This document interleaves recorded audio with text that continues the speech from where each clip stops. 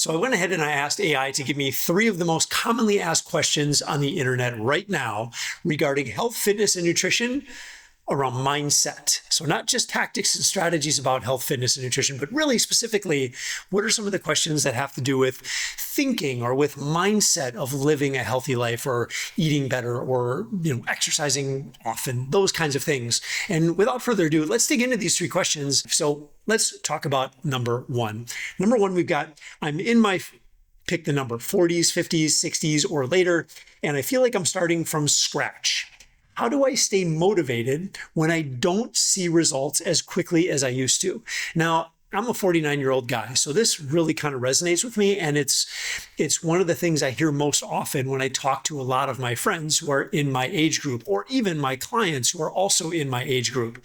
And most people that I deal with or that I work with or that I'm friends with, like they've got some experience of being healthy and fit in the past. Maybe they were an athlete, maybe they've gone through different phases of their life where they, trained for a triathlon or something. But, for most of us, if we've been around long enough, we've had kind of some of these ups and downs. So what is the key? What is the mindset that you need to really be able to live what I call the athlete life? And the athlete life is a life where we make decisions around being the most healthful version of ourselves that we possibly can, right? So when we're in our 40s, 50s, 60s, and beyond, it's not that we're playing a specific sport like we were when we were in high school or college, but more we're playing the sport of life. And the sport of life is one of the hardest sports to play because we have to be ready for anything, right? We have to be prepared physically and mentally for whatever might come up. And the best way to be the best prepared is to maintain a level of fitness that's going to allow you to kind of tackle all of the physical things that might show up. So how do you stay fit for an entire lifetime? And I think going back to like living this athlete life, I think a lot of it has to do with how you sort of label yourself. And let me just give you an example. So for a lot of guys that I work with, they're fathers or they're husbands. And if you're a great father and you label yourself as that, if you carry that identity with you, what are the decisions going to look like when you act as a father, right? When you're making decisions, when you're disciplining your kids, like what do those things look like? Do you generally make bad decisions or do you generally make good decisions, right? Because if you value yourself as a father, you're going to try and do the right things, right? You're always going to try and do the right things. You're never going to sort of sabotage yourself or sabotage your kids, right? You carry this identity with you that you're a good father, so you're going to do the right thing. And the same thing applies with your health and your well-being. If you can really look yourself in the mirror and you can identify yourself as someone who is healthy, if you can identify yourself as an athlete, right, there's much more of a chance that you're going to make much better decisions around your fitness and your nutrition and your sleep habits and just the way you carry yourself in everyday life, right? If you can legitimately look in yourself in the mirror and say, I am an athlete, I am healthy, I am in great shape, those kinds of things, if you can believe that, then you're automatically going to start doing those things. And this is something that I needed to start doing way back in the day. This is where I really learned this when I was diagnosed with cancer. So when I was 29 years old, I got diagnosed with cancer. I was a heavy drinker. I was very unhealthy. And in that moment when I was diagnosed with cancer, I needed to come up with a new identity. I could no longer be the unhealthy kid. I had to become a healthy person, even though I had cancer. So I literally had to convince myself that I am healthy, even though I wasn't there yet. And I would tell myself that every single day, and I would hold myself to that standard. I would hold myself to that belief. And I started making decisions as if I was already there. And I'm 49 now. That was 30 years ago. So, 20 years ago. And as you can see, it's stuck around because I've lived since that point in time, I've lived a very healthy life. And if anybody were to ask me, or if anybody knows me, and if you ask somebody that knows me very well how to describe me, I guarantee you one of the things that would come up is probably like, oh, he's really healthy, or he eats really good, or he exercises a lot, or he looks great. Like those would be things that I sort of pride myself on because I've been so diligent. But I think, again, it's very hard for me to not live up to that identity. Just like if you're a great dad, it would be very hard for you to make a decision that wouldn't support your kids, right? So I think initially, when you make this transition into thinking about this from an identity perspective, you have to kind of convince yourself, even though you're not there, but it's the place to start.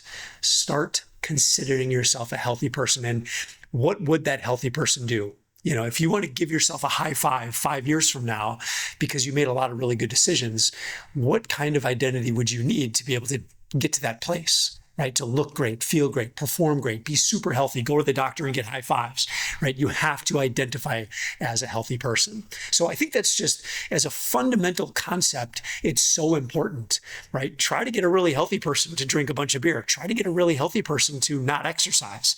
It's hard to do. Like you stick to that identity really with just psychologically with all of your might. Okay, let's talk about number 2. So number 2, we've got, I know exercise is important, but I struggle with making it a consistent habit.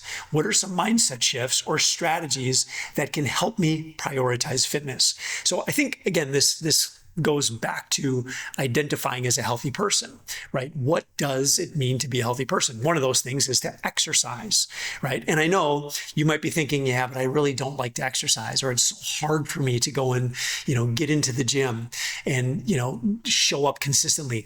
So what are some lesser level tactics besides kind of this big overarching kind of umbrella tactic of labeling yourself as a healthy person? What are some of the smaller tactics that maybe you can use? Well, I think first and foremost is to just show up.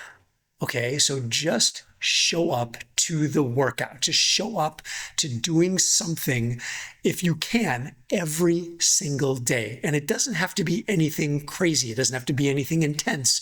It could be just going out for a walk every day. It could be just going and doing some push-ups and maybe some pull-ups if you have a pull-up bar. I don't even care about the performance, because I think what a lot of people do is they view fitness as something where they've really got to kind of beat themselves up, and they really have to kind of push themselves in order to see some sort of result. Now, there is much truth to that, but if your initial problem is just staying consistent, I don't care about how much effort you put into your day. All I care about is just what is you just showing up. Like, that is first and foremost. I don't care if you go for the most leisure walk that you possibly can. I don't care if you do 10 push-ups and you walk away. As long as you show up, that is your win. So focus your wins not on how hard you're going to work. Focus your wins on the consistency of you showing up to do the thing. And if you can consistently show up, I promise you it's going to get easier, especially if you start labeling yourself as this healthy person, and you're going to start to realize that, look, the thing that I'm actually doing when I show up is pretty easy. And there's a good chance you're going to want to push yourself a little bit more, because showing up is half the battle, right? Like, if you can show up, there's a good chance you're probably going to want to push yourself a little bit, right? That walk might turn into a little bit of a jog. And then next thing you know, you're doing interval training, right? So I think to be patient with yourself and not to worry too much about that, the very first thing you need to do, number 1, build that identity. Number 2, just start showing up. The biggest win for most people is just showing up, right? And it doesn't matter where you do it. You can join a gym, show up, do something simple. That's fine. But build that habit first, and then you can start to focus on, higher intensities, performance, all that other kind of what I consider to be fun stuff, if you can just get yourself to show up. So there it is. Let's talk about number 3. With so much conflicting nutrition advice out there, how do I develop a healthy relationship with food and avoid fad diets that don't work long term? Yeah. And this is, I think I blame a lot of this on the messaging that we've been getting for so many years, right? I'm 49, as I mentioned, I'm 49 years old. So I've been in this world for 25 years. I've seen how all this works, right? And for most people, they have a problem with body fat, right? It's been becoming a worse and worse problem as time goes on. And when we have a problem, we're trying to solve for that specific problem. So if I've got 30 pounds of body weight, I want that 30 pounds gone. That's my problem. I'm going to jump into the thing that gives me the message of, like, hey, look, we can solve your problem in the next 30 days. And here's what you're going to do. You're going to cut your calories. You're going to get on keto. You're going to do intermittent fasting, whatever it might be. But you're going to be most attracted to the messaging that solves that problem in the shortest amount of time. And that is a problem because it gets you in this pattern of going all in, losing the weight, and then gaining it back. Right? And that's a pattern that we see that can happen over a lifetime if it's not addressed properly. So what is a better way of approaching this whole thing? I think you have to, again, going back to number one, first of all, identify as a healthy person, because healthy persons don't fall into those patterns, right? Number two is start looking at this from a long game perspective. It's not about that goal. I know maybe you've got 20, 30 pounds of extra body fat that you want to go away, but I want you to just tuck that under the rug. Okay, because that's not the real issue here.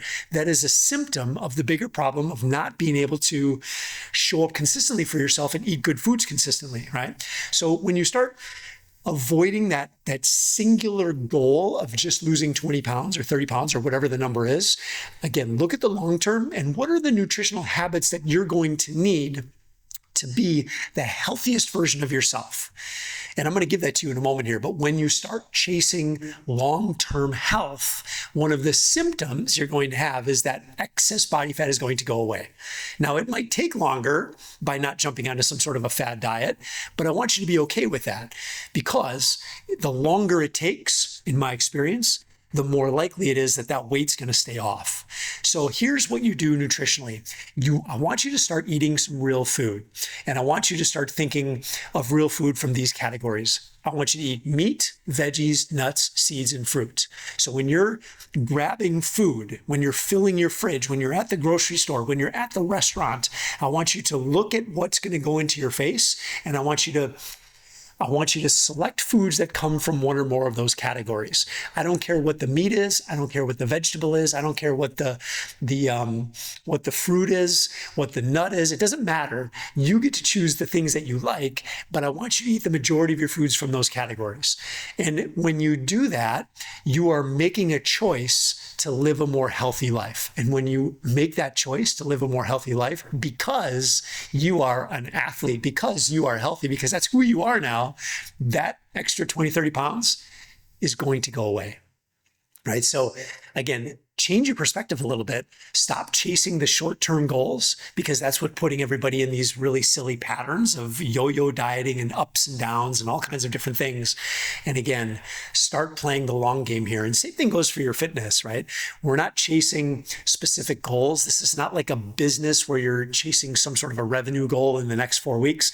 This is a lifetime, right? This is something that you should be doing literally forever. You've got to play the long game here. And I promise you, if you play the long game, you'd be amazed at where you're going to be in a year from now, 2 years from now, 5 years from now, 10 years from now.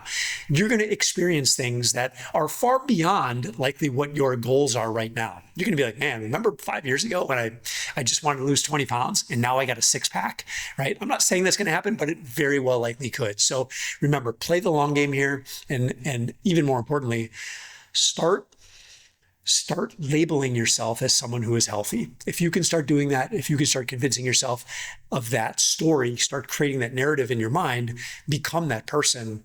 And look, this whole thing is going to be so much easier. So hopefully that helps. And if there's any topics that you'd like me to cover moving forward here, just comment below and I'd be happy to cover those things for you. But in the meantime, I want you to take great care of yourself. And it's a really unselfish endeavor, especially when you have a family, because if you take great care of yourself, it allows you to do more things in this world and to care for others in a much higher level, right? So don't ever let yourself go. Get yourself organized. Make sure that you're eating good, exercise good, and take care of yourself and others.